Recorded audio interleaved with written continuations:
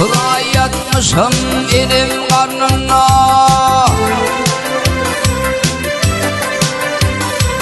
dokuza yatmışım elim karnına. Hak zandır kıyımlısın günlerim, dört yanı gelmişim elim karnına. Göz açıp bu dünya düşür günlerim. Burada tanımadım yavşayamanı, ikimde tanıdım atan elimi. 3 yaşımda Tanrı verdi kıvanı, 4 yaşımda taş atışın günlerim.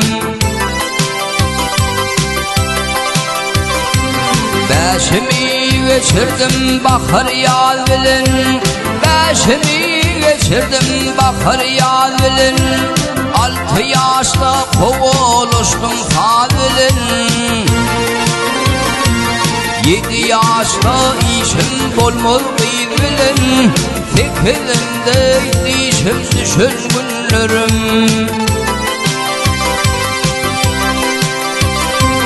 9'umda mola verdim salamı,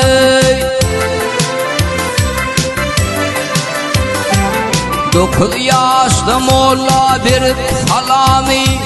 10'umda boynumda hakkım kelami, 11'imde tutup evim kalemi. Okap okap manı kaçan günlerim.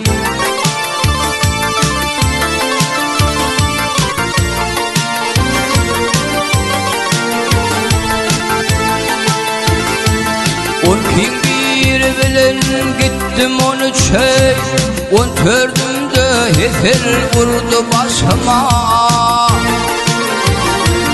15'imde kıyıda girdi düşüme, olurum aşkına coşun günlerim.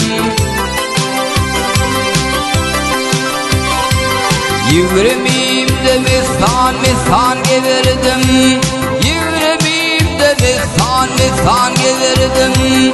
25'te annem okundururdum, 30'umda bedevmenip giderdim. 35'te terk atışan günlerim. 40'ımda gel favır kefemde olmuşum, 50 yaşta ele tefim almışım. Almışım da bilime kol vermişim, Peygamber yaşını yaşan günlerim. 70'imde ağır indim ah, 80'imde kuvar in gözüme. 90'ımda huş kalmadı özümde, akıl huşuncuda düşür günlerim. 100 yaşa yetirmen alırlar canım, 100 yaşa yetirmen alırlar canım. Uzulduk koyurlar biçerler donum, maltım ulu hemrak olsun imanım. Can cezetten cıda düşür günlerim. Maltım ulu hemrak olsun imanım, can cezetten cıda düşür günlerim. Akıl huştan cıda düşür günlerim. Uzulduk koyurlar biçerler donum.